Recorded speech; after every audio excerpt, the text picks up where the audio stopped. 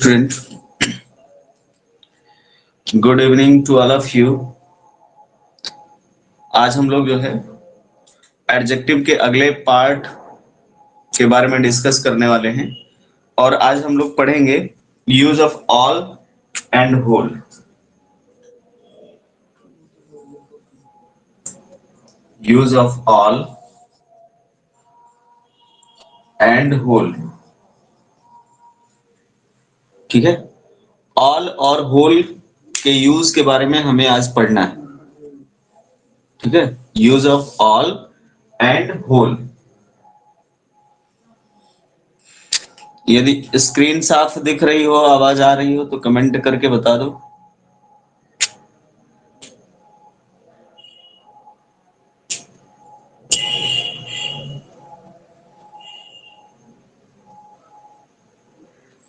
Geography नहीं चलेगा, English चल रहा है। जियोग्राफी नहीं चलेगा,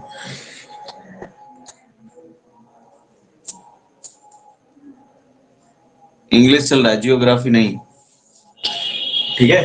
तो use of all and whole, all का प्रयोग और होल का प्रयोग हम लोग सीखेंगे एडजेक्टिव के तहत। तो सबसे पहले हम लोग जो है यूज ऑफ ऑल देखते हैं। ऑल का प्रयोग, यूज ऑफ ऑल यानी ऑल का प्रयोग हम कहां पे करेंगे, ठीक है। हमें कहां ऑल का प्रयोग करना है ये देखेंगे।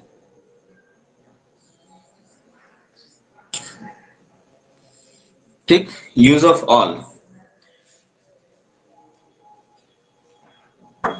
तो याद रखिए, ऑल का मतलब होता है सबके सब, सबके सब यानी सभी, सबके सब यानी जहां पर भी हमें सबके सब सेंस के लिए जो है ट्रांसलेट करना होगा या शब्द का यूज करना होगा तो हम ऑल का यूज करेंगे उस जगह पर। और कहां यूज होता है तो देख लीजिए, it is used with, it is used with plural countable noun, plural countable noun and singular uncountable noun, singular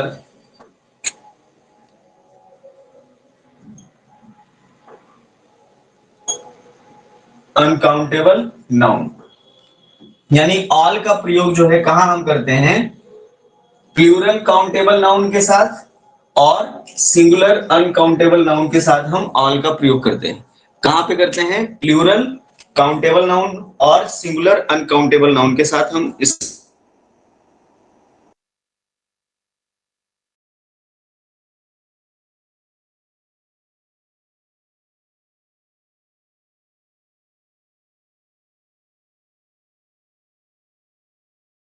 all the books were sold, sold। तो आप यहां पे देख रहे हैं बुक्स का यूज हुआ है, आप यहां पे देख रहे हैं यहां पे बुक्स शब्द आया है। बुक, बुक जो है काउंटेबल नाउन होती है। कौन सी नाउन, काउंटेबल नाउन। और यहाँ पे बुक्स शब्द आया है, एस लगा हुआ है, प्लूरल में लिखा गया है, ठीक है। तो ये जो है प्लूरल काउंटेबल नाउन है और इसके पहले जो लगा है ऑल, यानी सबके सब किताबें बिक गई या सभी किताबें बेच दी गई, सभी किताबें या सबकी सब किताबें बेच दी गई, इसका अर्थ होगा। तो प्लूरल काउंटेबल नाउन के पहले हम जो है ऑल का प्रयोग करेंगे और सिंगुलर अनकाउंटेबल नाउन के पहले हम किसका प्रयोग करेंगे, तो हम वहां पर ऑल का प्रयोग करेंगे, ठीक है। तो सिंगुलर अनकाउंटेबल नाउन के पहले क्या होगा, जब नाउन के पहले यूज करें तो स्पेंड ऑल द मनी, उसने सारा धन खर्च कर दिया, उसने सब का सब धन क्या कर दिया, खर्च कर दिया। तो यहाँ पे मनी जो है वो अनकाउंटेबल नाउन है और हमेशा ये मनी सिंगुलर में ही लिखा जाता है। जैसे कुछ लोगों ने प्रश्न पूछा था कि सर जो है ये जो मनी है या नहीं गिना जा सकता क्या? धन गिना जा सकता है, निश्चित रूप से धन गिना जा सकता है, लेकिन धन के रूप को गिनते हैं हम। जैसे रुपया है तो रुपया जो है लिखा जा सकता है उसे प्लूरल में, रुपए को रुपीज लिखा जाता है, ठीक है, रूपी को रुपीज लिखा जाता है, इसीलिए यह जो है प्लूरल हो गया। लेकिन धन को आप यानी मनी को मनीज नहीं लिख सकते हैं, ठीक है, तो यह हमेशा सिंगुलर में ही यूज होना है, ठीक है। ये किस में यूज होना है? मनी सिंगुलर जो है अनकाउंटेबल नाउन में ही यूज होना है। तो यहाँ पे ही स्पेंड ऑल द मनी, उसने सारा धन खर्च कर दिया, यानी सब का सब धन खर्च कर दिया। All the books were sold, सब के सब किताबें बेच दी गई या सब की सब किताबें बिक गई, इसका तात्पर्य या मतलब यही होगा। तो इस तरह से आप देख सकते हैं कि प्लूरल काउंटेबल नाउन के पहले ऑल का प्रयोग और सिंगुलर अनकाउंटेबल नाउन के पहले ऑल का प्रयोग होता है। और याद रखिए जो है यहाँ पे जो भी सेंस होगा, ठीक है, जो भी सेंस होगा वह पॉजिटिव या पॉजिटिविटी के सेंस में ही हो रहा है, ठीक है, लेकिन निगेटिविटी के सेंस में भी हो सकता है। जैसे यहाँ पे all the books were sold, यानी जितनी भी किताबें थी सब बेच दी गई, तो यहाँ पे ये पॉजिटिव सेंस दे रहा है। लेकिन एक दूसरा भी सेंस निकल सकता है यहाँ पे कि the books were sold was not या वर नॉट एनफ, यानी जितनी किताबें बेची गई वह पर्याप्त नहीं थी। More books were required to be sold, यानी और भी किताबें बेची जानी चाहिए थी। He spend all the money, उसने सारा धन खर्च कर दिया, तो ये पॉजिटिव पे भी नेगेटिव सेंस हो सकता है, ठीक है। तो ही spend the money was not enough, यानी उसने जो धन खर्च किया था वह पर्याप्त नहीं था। आई बात समझ में? यानी उसके पास जितना धन था वही सबके सब खर्च कर दिया। तो ये जो है सिंगुलर, ये मतलब पॉजिटिव और नेगेटिव सेंस दोनों के लिए ही यूज हो सकता है ऑल, ठीक है। तो किसी भी नाउन के पहले, चाहे वह प्लूरल काउंटेबल नाउन हो या सिंगुलर अनकाउंटेबल नाउन हो, उसके पहले हम सब के सब अर्थ में, यानी मात्रा बताने के लिए ही प्रयोग हो रहा है, तो सब के सब अर्थ में हम जो है इसका प्रयोग करेंगे, ठीक। चलिए आगे देखते हैं। जैसे अगर इसी के स्थान पर हमें होल का प्रयोग करना है, ठीक है, होल का प्रयोग करना है तो क्या लिखेंगे?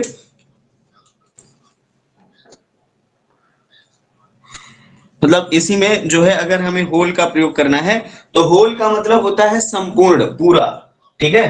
होल का मतलब क्या होता है? संपूर्ण या पूरा। यूज ऑफ होल,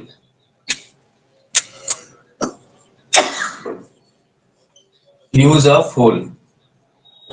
होल का मतलब संपूर्ण या पूरा, ठीक। तो ये कहां यूज होगा? पूरा का प्रयोग कहां करेंगे हम? ठीक है, तो सिंगुलर नाउन के पहले यूज होता है ये, ठीक है। तो it is used before singular noun.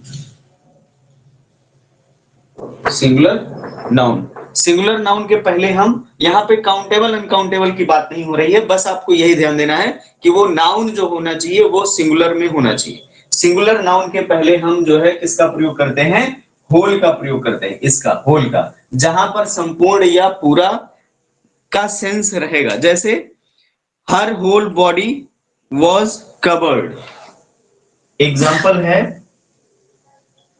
हर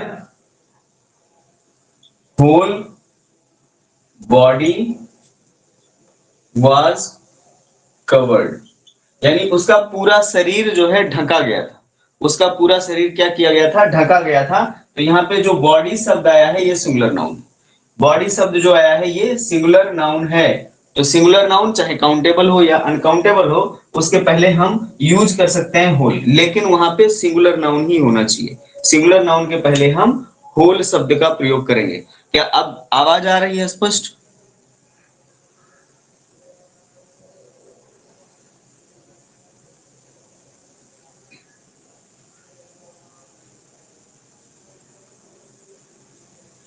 ठीक, ठीक है, आवाज आ रही है, अच्छी बात है। यहाँ पे देखिए बॉडी जो है ये सिंगुलर नाउन है, इसके पहले होल का प्रयोग किया गया है। तो her whole body was covered, यानी उसका पूरा शरीर ढका गया था। उसका पूरा शरीर क्या किया गया था? ढका गया था। तो ये एग्जाम्पल हो गया। दूसरा एग्जाम्पल भी आप देख सकते हैं। The whole house was decorated, यानी पूरा मकान सजाया गया था। तो यहाँ पे हाउस यानी एक ही घर की बात हो रही है। तो यहाँ पे संपूर्ण मकान यानी पूरा का पूरा मकान जो है क्या किया गया था? सजाया गया था। तो होल और ऑल में अंतर क्या है यूज करने में?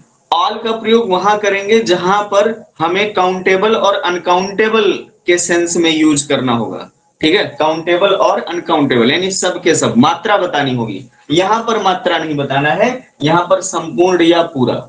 ठीक है। और होल ऑल का प्रयोग कहां करना है? ऑल का प्रयोग वहां होगा जहां पर हमें ये सेंस देना है कि जितना था उतना। ठीक है, जितना था उतना। और यहां पर जितना उतना की बात ही नहीं हो रही है, यहाँ पे पूरी बॉडी की बात हो रही है, यानी पूरे शरीर की बात हो रही है, यहाँ पे पूरे घर की बात हो रही है। तो यहाँ पे हम ऑल का प्रयोग नहीं करेंगे। ठीक है, यहाँ पर होल का ही प्रयोग उचित है और यही सही भी है। ठीक, यही सही है। चलिए आगे देखते हैं। कुछ इसमें एक्सेप्शंस भी हैं। ठीक है, एक्सेप्शंस मतलब क्या? अपवाद भी हैं। तो अपवाद को तो हम बाद में देखेंगे, लेकिन जो है ऑल का प्रयोग कहां करना है, होल का प्रयोग कहां करना है, ये हम जो है अवश्य स्पष्ट करना चाहेंगे। तो जैसे देखिए, ऑल का प्रयोग कहां पे होगा? ऑल का प्रयोग किसी वस्तु, थिंग्स या फिर पर्सन की संख्या को बताने के लिए किया जाता है। ऑल का प्रयोग कहां होगा? थिंग्स, वस्तुएं या पर्सन, ठीक है, व्यक्तियों की संख्या को बताने के लिए किया जाएगा ऑल का यूज। ठीक है, जैसे एग्जाम्पल आ गया, एग्जाम्पल आया है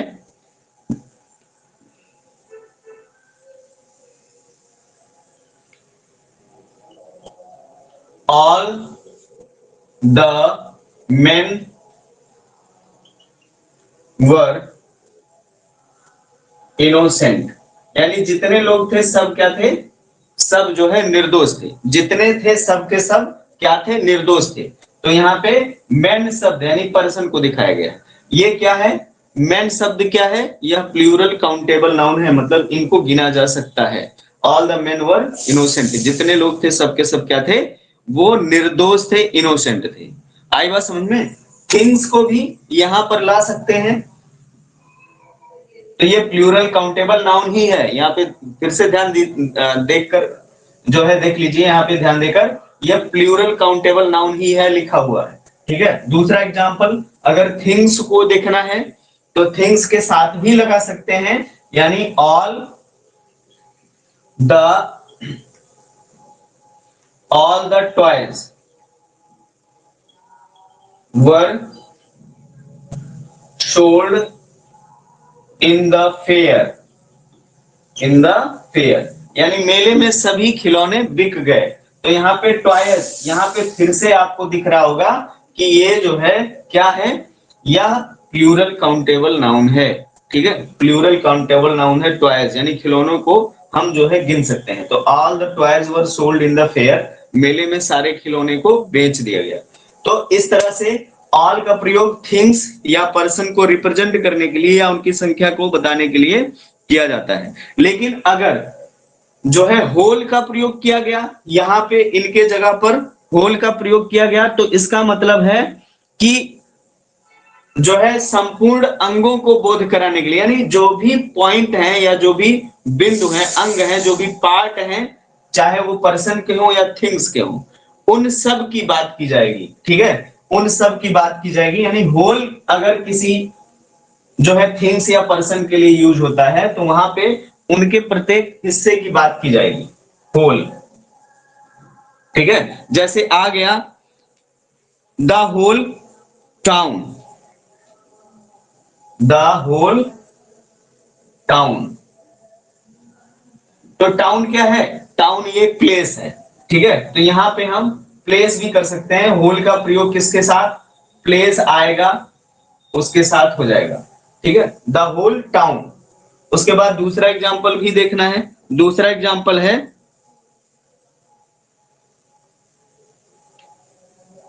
the whole country, the whole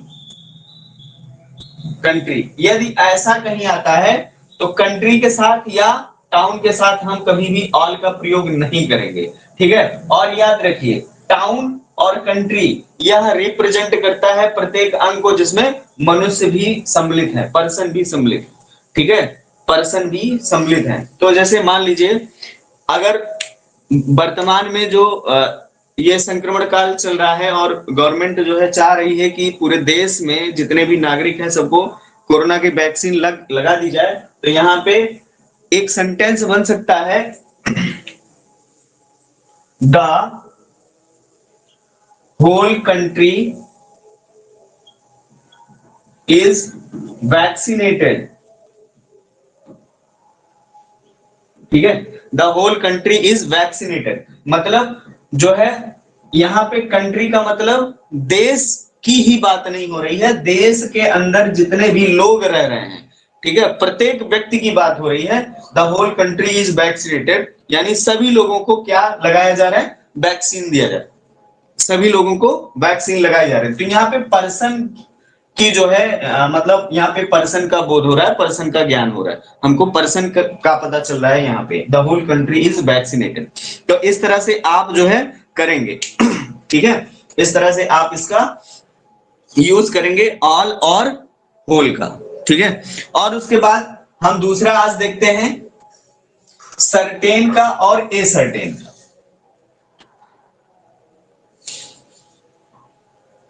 use of certain and ascertain।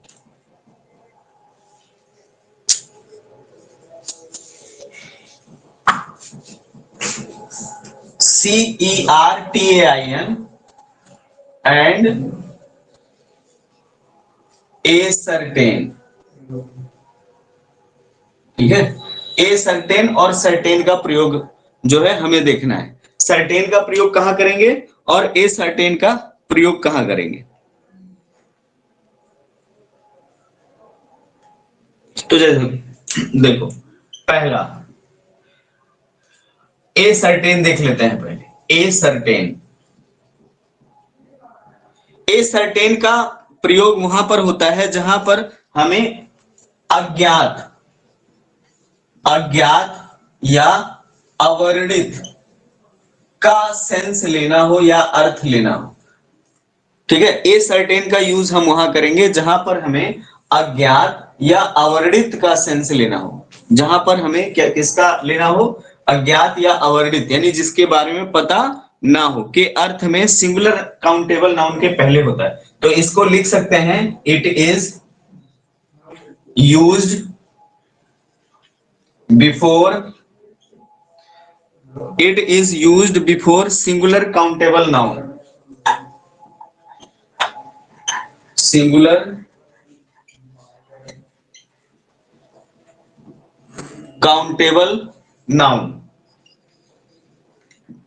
It is used before singular countable noun, यानी सिंगुलर काउंटेबल नाउन के पहले हम सर्टेन ए सर्टेन यानी ए सर्टेन का यूज करते हैं किसकी अवस्थिति में या किसके संदर्भ में, अज्ञात या अवर्णित के संदर्भ में।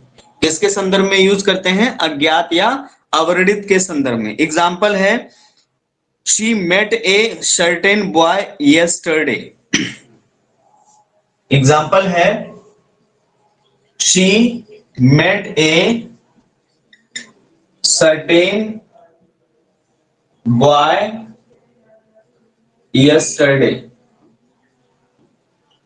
यानी वह कल जो है एक अज्ञात बालक से मिली। तो यहाँ पे ए सर्टेन आया है किसके पहले, बॉय के पहले। बॉय क्या है, यह सिंगुलर काउंटेबल नाउन है, सिंगुलर काउंटेबल नाउन है। काउंटेबल नाउन का मतलब सीधा सा है जिसे हम गिन सकते हैं।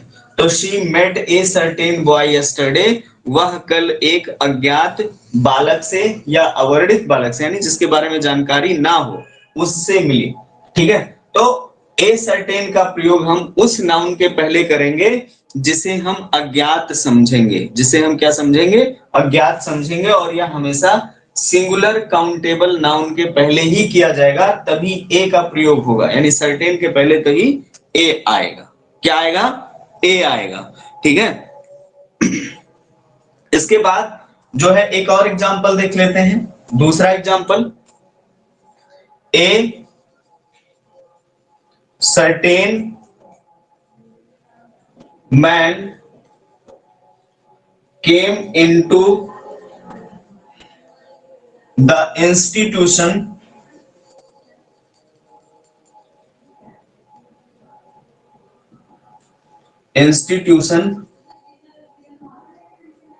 and distributed sweets.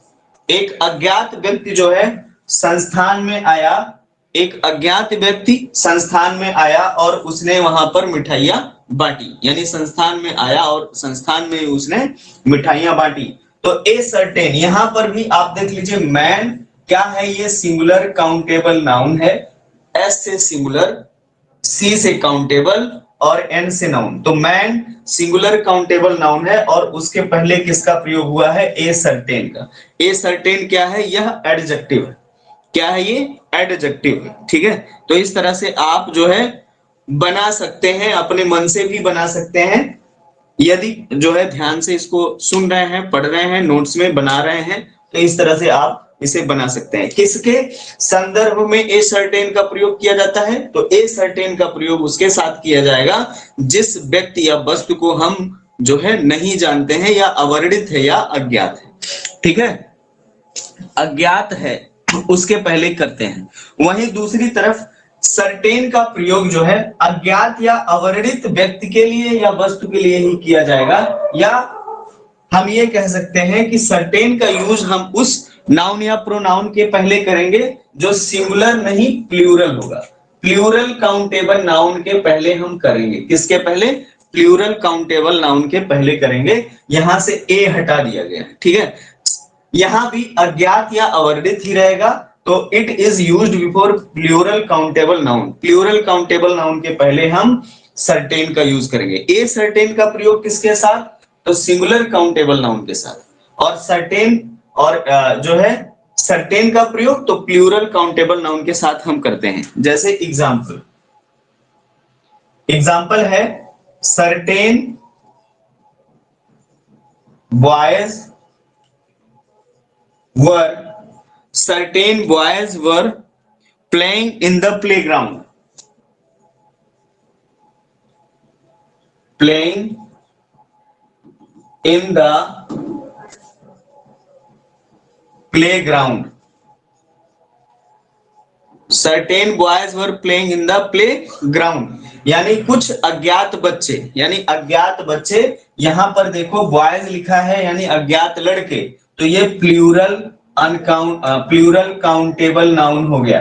ये पीसीएन क्या दर्शा रहा है, प्लूरल काउंटेबल नाउन। प्लूरल मतलब एक से अधिक संख्या में, प्लूरल मतलब क्या, एक से अधिक संख्या में जो होगा वह प्लूरल होता है। ठीक है, तो certain boys were playing in the playground, यानी खेल के मैदान में अज्ञात लड़के खेल रहे थे, तो यहाँ पर सर्टेन जो है अज्ञात शब्द के लिए यूज हुआ है, और बॉयज ये प्लूरल काउंटेबल नाउन। अगर यहाँ पे ए शब्द होता तो यहाँ पे बॉयज नहीं लिखा होता, बॉय लिखा होता। ठीक है, बॉयज नहीं बॉय लिखा होता। दूसरा एग्जाम्पल भी देख लेते हैं इसी के साथ साथ। दूसरा एग्जाम्पल है,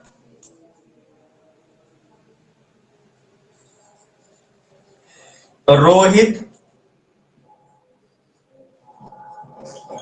called certain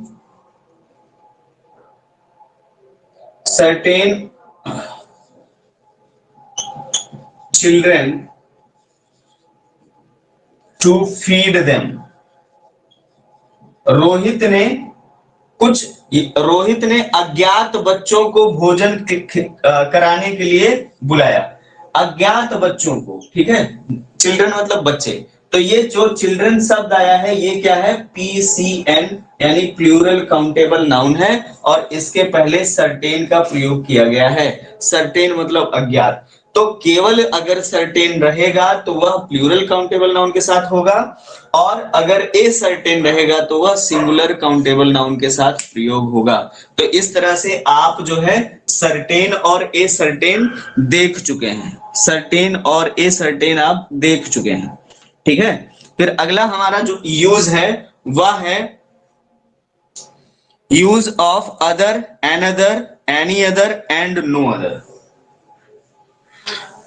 तो हम लोग जो है अब जो दूसरा पढ़ेंगे, use of other, another, any other and no other, ठीक। तो पहला देखते हैं अदर का प्रयोग।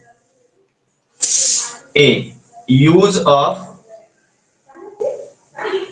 Other, use of other. Other का प्रयोग हम दूसरे के सेंस में करते हैं। इसका अर्थ जो है दूसरा या अन्य होता है, दूसरा या अन्य होता है, ठीक है। जब कहीं भी हमें दूसरे या अन्य के सेंस में प्रयोग करना होगा तो हम अदर का ही प्रयोग करेंगे। किसका प्रयोग करेंगे, अदर का प्रयोग करेंगे, ठीक है। और हम ये कह सकते हैं it is used before, it is used before singular and plural countable noun, singular and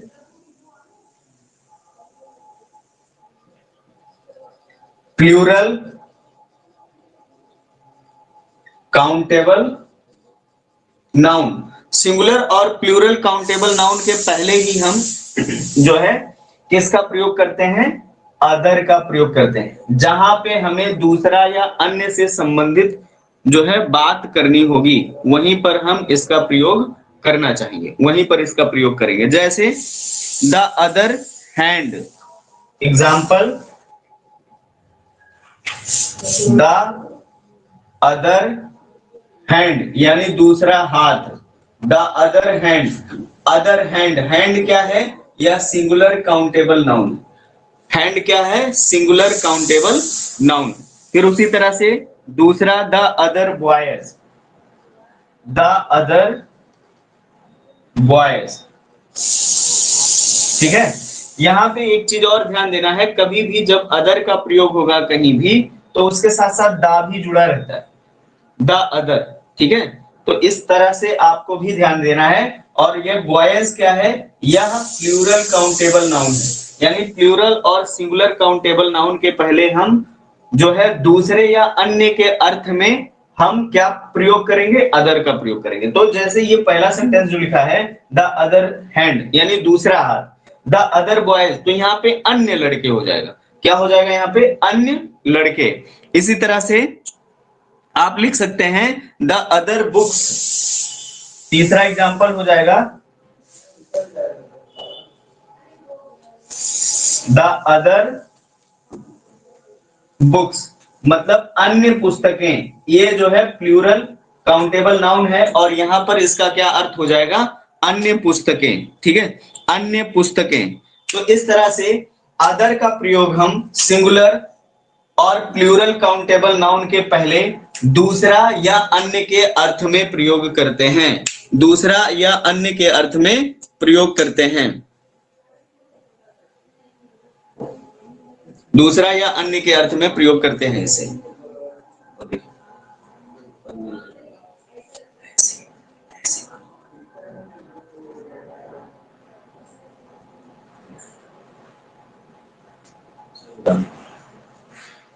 दूसरा या अन्य के अर्थ में इसे प्रयोग करेंगे, ठीक है। उसके बाद हमारा जो दूसरा है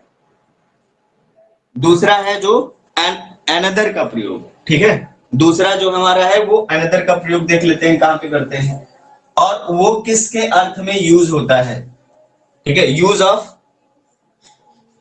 अनदर,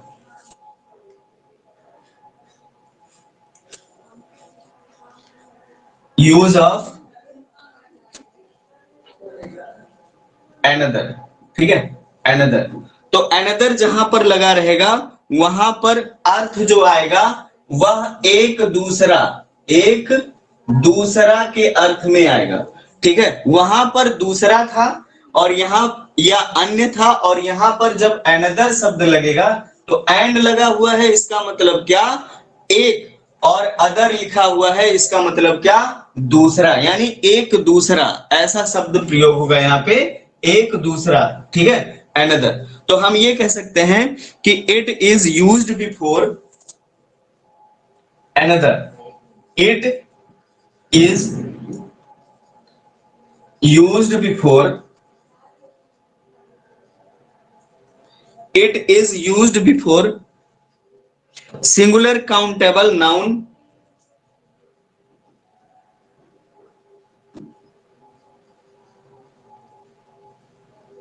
singular countable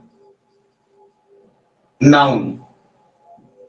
ठीक है, it is used before singular countable noun, यानी सिंगुलर काउंटेबल नाउन के अर्थ में हम जो है अनदर का प्रयोग करेंगे जहां पर एक दूसरा अर्थ आएगा। जैसे एग्जाम्पल अगर देख लें, हम एग्जाम्पल हम नोट करते हैं, तो एग्जाम्पल है अनदर बुक। ठीक है, अनदर बुक। ठीक, अनदर बुक मतलब दूसरी पुस्तक, एक दूसरी पुस्तक। तो जैसे अगर हम इसका यूज ही कर लें अगर अपने सेंटेंस में, तो he gave me another book, another book, उसने मुझे दूसरी पुस्तक दी, उसने मुझे एक दूसरी पुस्तक दी, अनदर यानी एक दूसरी पुस्तक दी। ठीक है, यहाँ पे अन्य पुस्तक दी नहीं, उसने मुझे एक दूसरी पुस्तक दी। तो ये बुक जो है ये क्या है, सिंगुलर काउंटेबल नाउन है। बुक क्या है, यहाँ पे सिंगुलर काउंटेबल नाउन है, और इसके पहले अनदर क्या शो कर रहा है कि उसने मुझे एक दूसरी, यानी एक दूसरी बुक या पुस्तक दी, प्रोवाइड करी। ठीक है, तो इस तरह से यूज करना है अनदर का। अनदर का प्रयोग सिंगुलर काउंटेबल नाउन के पहले होगा, सिंगुलर काउंटेबल नाउन के पहले अनदर का यूज किया जाएगा। ठीक है, तो इस तरह से आप जो है अनदर का प्रयोग कर सकते हैं। ठीक, उसके बाद दूसरा वर्ड जो हमारा आता है अनदर के बाद, एनी अदर। ठीक है, एनी अदर का प्रयोग हम कहां करेंगे वह भी देख लेते हैं।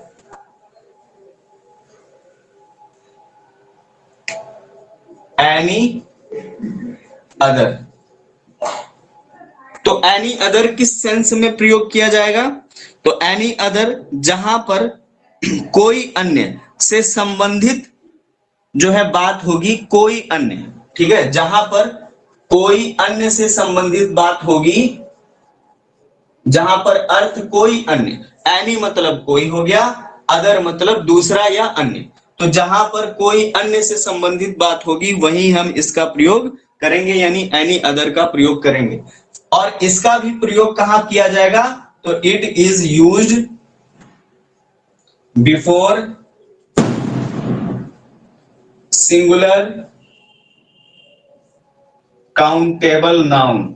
इसका भी प्रयोग जो है सिंगुलर काउंटेबल नाउन के पहले ही किया जाएगा। It is used before singular countable noun. Singular countable noun के पहले जो है एनी अदर या कोई अन्य के अर्थ में एनी अदर का प्रयोग जो है किया जाएगा। ठीक है, यहां भी जो है यह ध्यान देने वाली बात है। तो एग्जाम्पल हम देख सकते हैं, एग्जाम्पल इसका एग्जाम्पल है, Usha is better than any other girl in the class. Usha is better than any other girl in the class, यानी उषा क्लास में अन्य लड़कियों, ठीक है, हम यहाँ पे तुलना कर दे रहे हैं किसकी, उषा की, और जो दूसरी क्लास में अन्य लड़कियां हैं उनसे उषा की हम लोग तुलना कर दे रहे हैं कि उषा अन्य लड़कियों की तुलना में अच्छी है, यानी उषा अन्य लड़कियों से अच्छी है, तुलना कर दे रहे हैं। तो यहाँ पे अन्य कोई यानी अन्य कोई लड़की उषा के समान अच्छी नहीं है। ठीक है, तो उषा जो है अन्य लड़कियों की तुलना में अच्छी है, या ऐसे हम कह सकते हैं कि कक्षा में, क्लास में उषा के समान अन्य कोई लड़की नहीं है। तो यहाँ पे अर्थ क्या आया, एनी अदर का। ठीक है, तो अन्य कोई, और ये गर्ल क्या है, तो गर्ल सिंगुलर काउंटेबल नाउन है। पुनः यहाँ पे आप देख सकते हैं गर्ल क्या है, सिंगुलर काउंटेबल नाउन। ठीक है, सिंगुलर काउंटेबल नाउन, यानी सिंगुलर काउंटेबल नाउन के पहले हम एनी अदर का प्रयोग करेंगे। दूसरा एग्जाम्पल हम देख सकते हैं कि नो अदर गर्ल। ठीक है, हम नो अदर का प्रयोग भी कर सकते हैं। ठीक है, नो अदर का प्रयोग भी कर सकते हैं यहाँ पे जो है एनी अदर के स्थान पे। ठीक है, तो no other girl in the family is as good as Anupam. तो यहां भी हो सकता है कि no other girl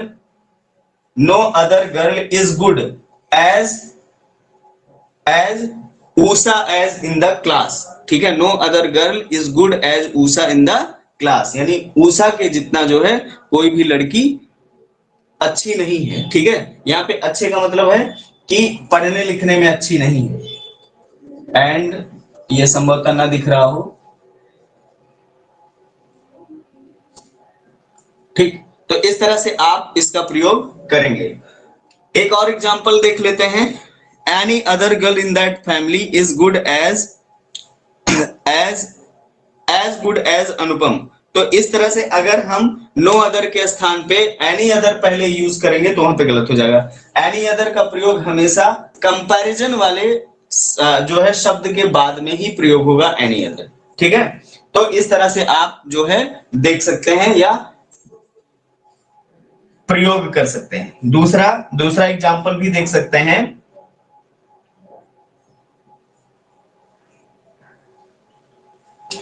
Raman is taller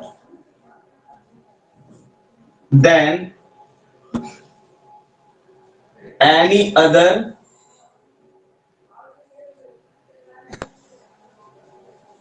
member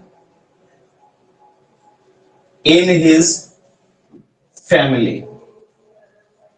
यानी रमन जो है अपने परिवार में अन्य लोगों से बड़ा है, इसका जो है सीधा सा अर्थ यही निकल रहा है।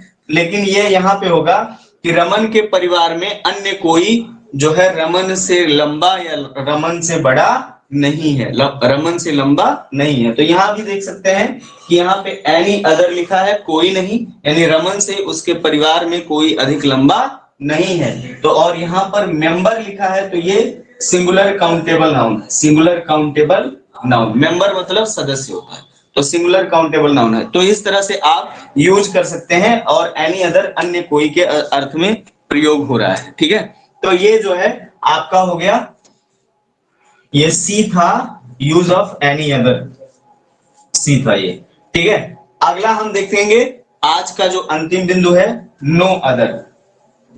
No other,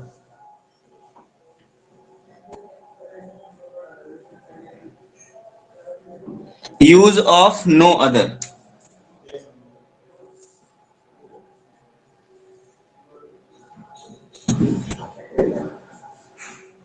use of no other, तो नो अदर किस सेंस में प्रयोग होता है, तो सीधा सा मतलब है नो अदर जहां पर कोई नहीं। ठीक है, जहां पर निगेटिव की बात आएगी, कोई नहीं की बात होगी, कोई नहीं, कोई दूसरा नहीं, ऐसे समझ लेते, कोई दूसरा नहीं या कोई अन्य नहीं। जहां पर कोई दूसरा नहीं या कोई अन्य नहीं का सेंस होगा, वहीं हम नो अदर का प्रयोग करेंगे। वहीं हम किसका प्रयोग करेंगे, नो अदर का प्रयोग करेंगे। ठीक है,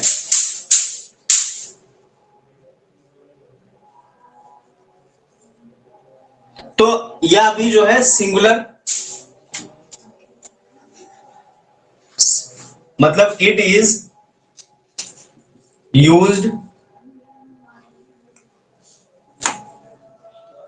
यूज्ड बिफोर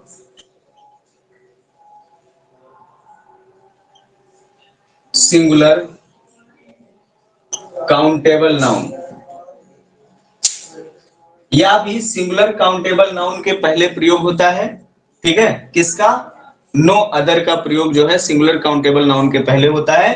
किसके अर्थ में या किसके सेंस में? कोई दूसरा नहीं, कोई दूसरा नहीं के अर्थ में जो है हम नो अदर का प्रयोग करते हैं। ठीक है, एग्जाम्पल है, एग्जाम्पल देख लेते हैं। एक ही एग्जाम्पल से समझ में आ जाना चाहिए, आ जाएगा। No other girl in that family is, no other girl in that family, no other girl in that family is as good as Anupam, is as good as अनुपम। ठीक है, अनुपम से अच्छा उसके परिवार में अन्य कोई सदस्य नहीं है, या अनुपम के परिवार में जो है अन्य दूसरी कोई लड़की अनुपम से अच्छी नहीं है। तो कोई नहीं है, अन्य कोई नहीं है, यहाँ पे जो है नो अदर का प्रयोग इसी के सेंस में किया गया है, अन्य कोई नहीं है, दूसरा कोई नहीं। और गर्ल क्या है? यह गर्ल है सिंगुलर काउंटेबल नाउन। गर्ल क्या है? ये सिंगुलर काउंटेबल नाउन। ठीक है, तो आज जो है हमारा यहीं तक क्लास था। ठीक है, इसके बाद जो है एक दो क्लास और होगा एडजेक्टिव से संबंधित। एक दो क्लास के बाद जो है एडजेक्टिव में जो इंपॉर्टेंट फैक्ट है या इंपॉर्टेंट वर्ड्स हैं एडजेक्टिव के जो यूज किए जाते हैं, ये जो है हम लोग कवर कर लेंगे एक दो क्लास में। और उसके बाद जो है हम फिर नया चैप्टर लेके चलेंगे और ट्रांसलेट भी बीच बीच में जो है हम लोग पढ़ते रहेंगे। ठीक है, तो आज के लिए इतना ही। और आप लोग जो है इसको नोट्स बनाते रहें, और अगर कोई क्वेरी हो तो तुरंत पूछ लेना चाहिए जो है आप लोगों को। ठीक है, तुरंत आपको जो है अवश्य पूछना चाहिए। तो आज के लिए इतना ही, और आप लोग अधिक से अधिक जुड़ें और क्लास का लाभ उठाएं। ठीक है, ओके, जय हिंद।